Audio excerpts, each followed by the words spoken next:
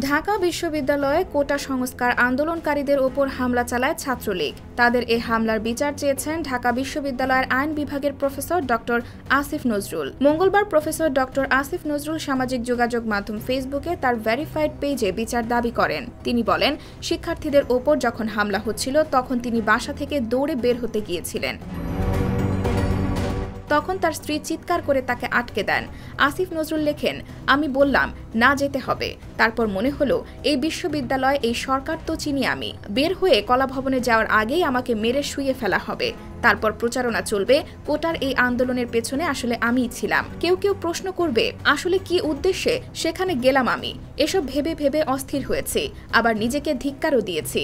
উপাচার্য স্যারকে বারবার ফোন করেছি, প্রক্টরকে খুঁজেছি, সাংবাদিকদের বলেছি। তিনি আরও বলেন, ভাবলাম ছাত্রদের বাঁচাতে হলে অন্তত কয়েকজন মিলে যায়। প্রগতিশীল ৩ জন অধ্যাপককে ফোন করলাম। একজন ধরলেন না, একজন বললেন তিনি নেই ক্যাম্পাসে, আরেকজন বলল এখন যাওয়া ঠিক হবে না। আমার অস্থিরতা বাড়তে থাকে। পত্রিকায় সাক্ষাৎকার দিলাম, ফেসবুকে লিখলাম। রাতে আর না পেরে ঢাবি মেডিকেলে আহত ছাত্রছাত্রীদের দেখতে গেলাম। আসিফ নজরুল বলেন, সকালে উঠে মনে হচ্ছে ধীরে ধীরে আমিও কাপুরুষে পরিণত হচ্ছি সম্ভবত। আগে কতবার ছাত্রদের পাশে দাঁড়ালাম, কখনো একদম একাই দাঁড়িয়েছিলাম। কাল কেন পারলাম না?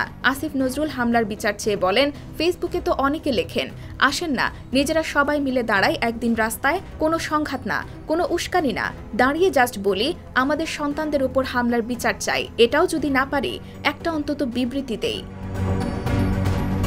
IBTV USA, New York.